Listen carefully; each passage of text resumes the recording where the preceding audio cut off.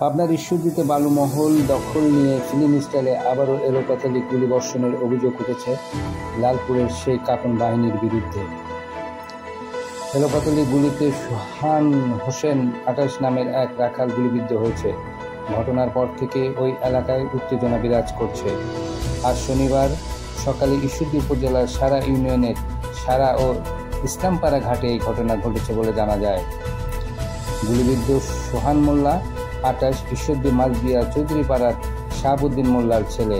তাকে প্রথমে ঈশ্বরদী উপজেলা স্বাস্থ্য কমপ্লেক্সে ভর্তি করা হয়, পরে অবস্থার অবনতি হলে পাবনা জেনারেল হাসপাতালে হস্তান্তর করা হয়েছে।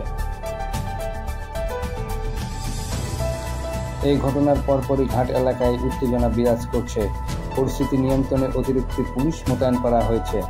ঘটনাস্থল পরিদর্শনকালে ঈশ্বরদী থানার পরিদর্শক ওসি তদন্ত মনিরুল ইসলাম বলেন, ঘটনা শুনেই আমরা ঘটনাস্থলে এসেছি।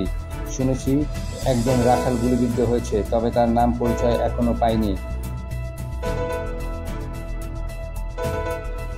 সারা ঘাটের সরকারি বৈধ ইজারাদার মেহেদী হাসান ও টনি বিশ্বাস জানায়, লালপুরের আওয়ামী লীগ নেতা কাপন ও ঈশ্বরদী যুবলীগের যুগ্ম সাধারণ সম্পাদক মিলন চৌধুরী সন্ত্রাসী বাহিনী দিয়ে বৈধ অবৈধ সব বালুমহল নিয়ন্ত্রণে নেওয়ার চেষ্টা করছে। আমরা সরকারি খাতে টাকা দিয়ে বৈধভাবে বালু ব্যবসা করছি। তারা আমাদের কাছে চাঁদা চায়, দিতে অস্বীকৃতি জানালে বারবার এভাবেই গুলিবর্ষণ করছে। এভাবে কি ব্যবসা পরিচালনা করা যায়? শুধু আমরা নয়, স্থানীয় কৃষকরাও কাজ করতে পারছে না, তাদের কোনো নিরাপত্তা দিতে পারছে না প্রশাসন।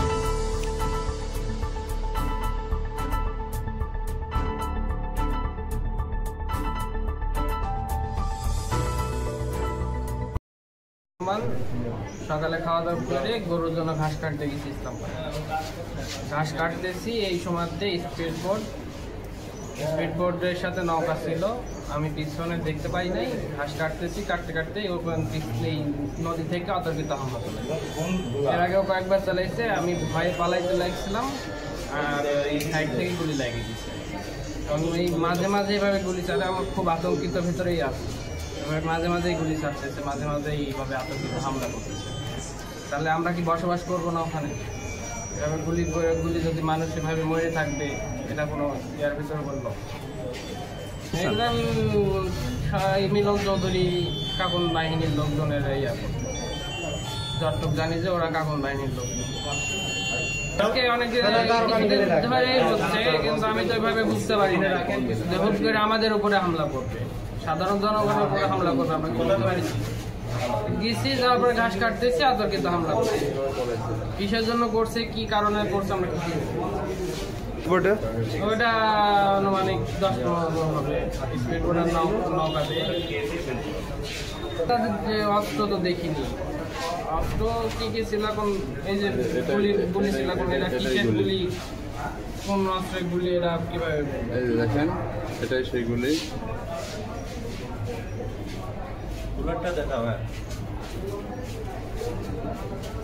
গেছিলাম ঘাস, এই ঘাটে বালুর ওখানে গরুর ঘাস কাটার জন্য গেলাম। কাটতে কাটতে ওরা,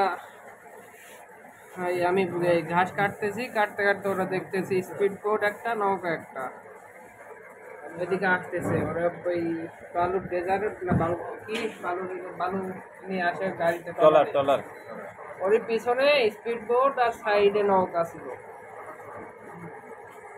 উপরে কিছু লোকজন আমাদেরই ওই ইসলামপাড়ার লোকজন ছিল ওখানে। তো ওদের দেখেই নিচে থেকে দাম করে গুলি ছাড়ে।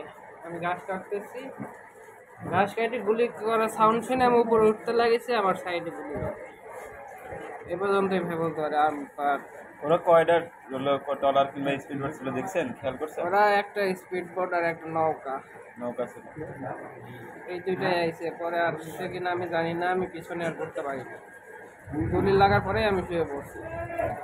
ইসলামপাড়ার লোকজন আমার পরিচিত ফ্রেন্ড আছে, যে চমন ধরে নিয়ে এসে হয়তো আমাকে নিয়ে আসে। এটা কয়টার দিকে মনে আছে বলতে পারবেন? এখন থেকে 1 ঘন্টা আগে, 1 ঘন্টা খানেক আগে। 12টা।